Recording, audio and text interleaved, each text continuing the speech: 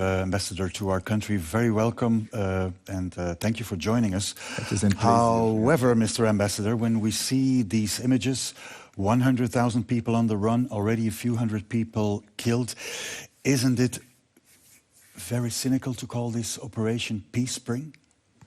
No, it's not, because I think you have to look at the objectives of why we are doing this operation.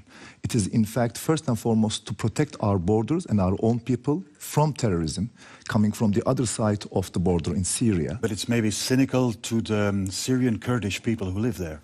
But of course, I mean, one also has to look to the area, whether it's a completely Kurdish area or not. And I don't think that is right to call this operation against Turkey, against Kurds.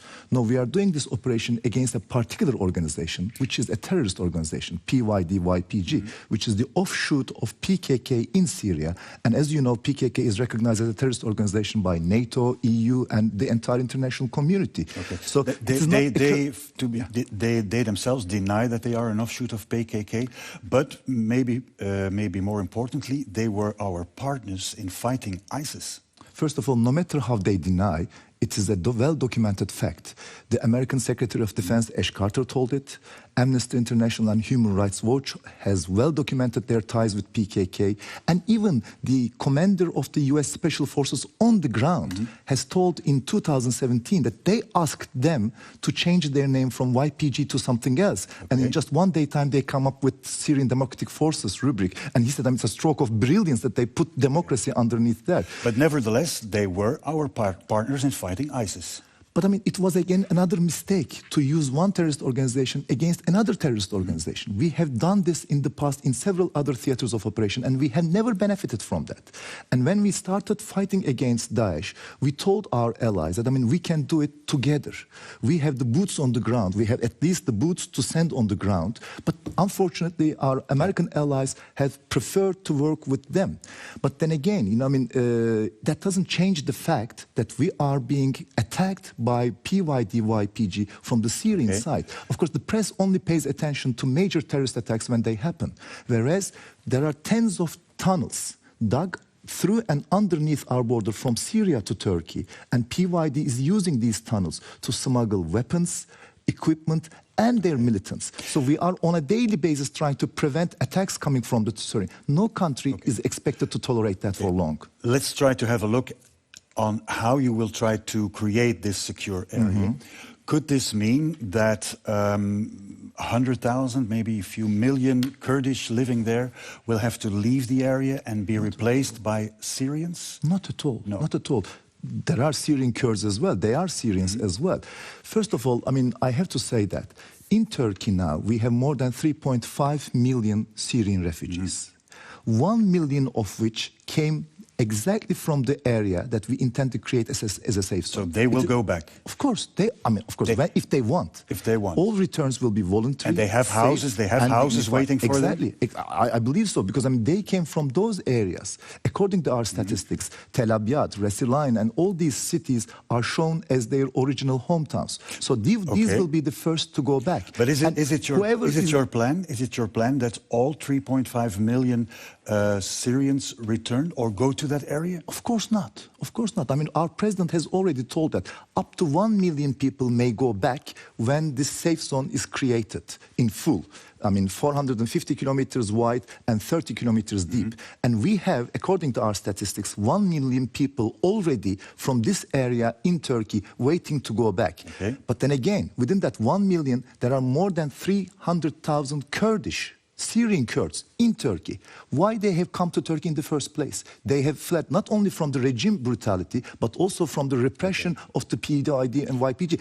As a Syrian Kurd, they cannot go back to this area because unfortunately PYD and YPG is trying to repress a certain ideology on these people. Okay. Now, President Erdogan, he has warned particularly Europe not to call this an invasion. True. How would you call it then?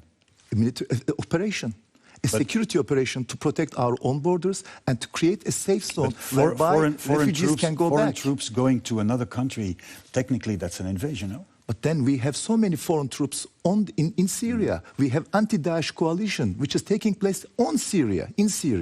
How do we call it? Is it an invasion? No, it's an operation. It's a counterterrorism operation. Exactly like that. We do not make a distinction between Daesh and PKK or their offshoots. Terrorism is terrorism. You cannot call our terrorism your terrorism. I think we have to be very clear in terms of our cooperation against terrorism. So that's why, I mean, please go ahead. Okay. However, this action is met with a lot of criticism by our traditional, so let's call them Western partners. Maybe first we could have a look at what Jens Stoltenberg, NATO chief, said after he visited Ankara and to meet President Erdogan. Sure. I shared with him my serious concerns about the ongoing operation and the risk of further destabilizing the region, escalating tensions, and even more human suffering. While Turkey has legitimate security concerns, I expect Turkey to act with restraint. Yeah, this to me is a moderate reaction. An accurate reaction, I would say, because we, of course, have the same concerns. We do not want to create a humanitarian suffering. We do not want to harm any innocent civilians, or we do not want to damage the infrastructure. So that's why maybe you have to look also the very proven good track record of Turkey with the two previous operations we have done in Syria. First, in Elbap area, Azaz area, against Daesh.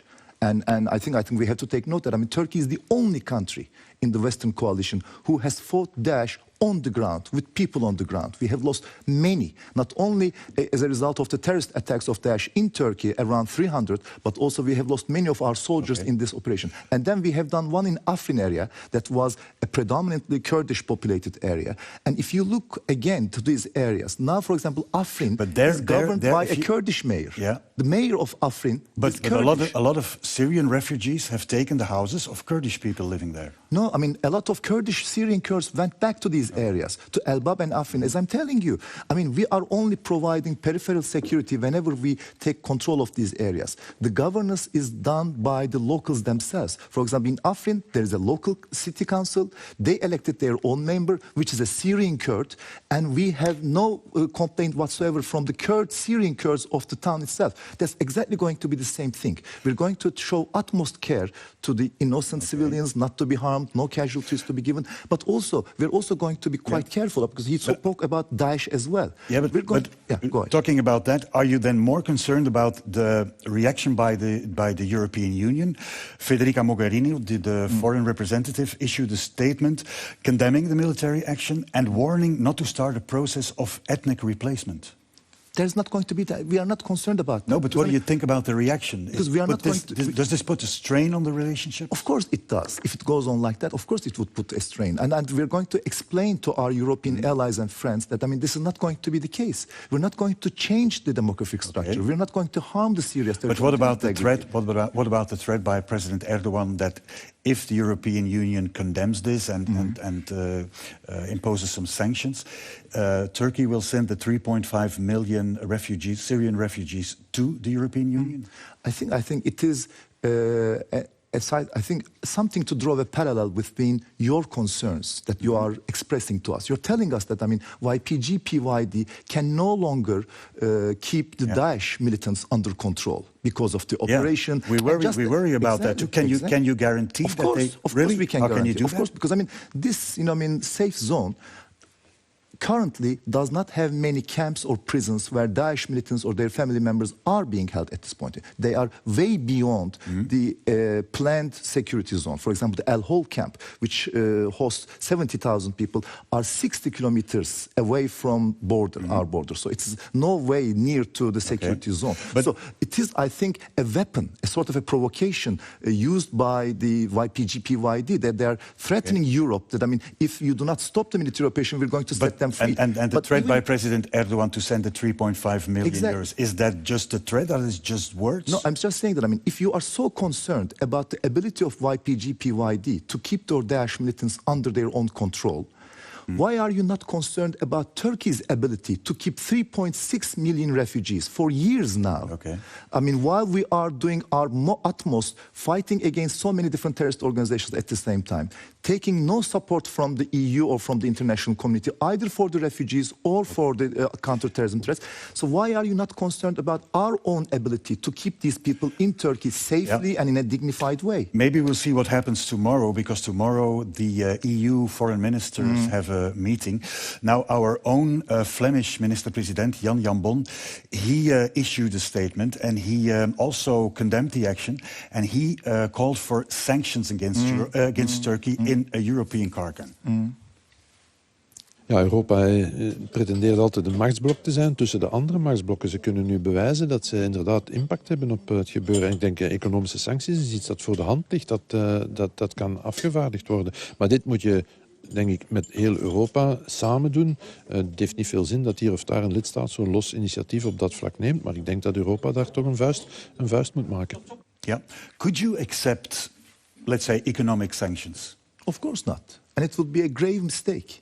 Because what Turkey is doing in order to ensure its own security is in fact European security as well. Do not forget that Turkey is a member of NATO.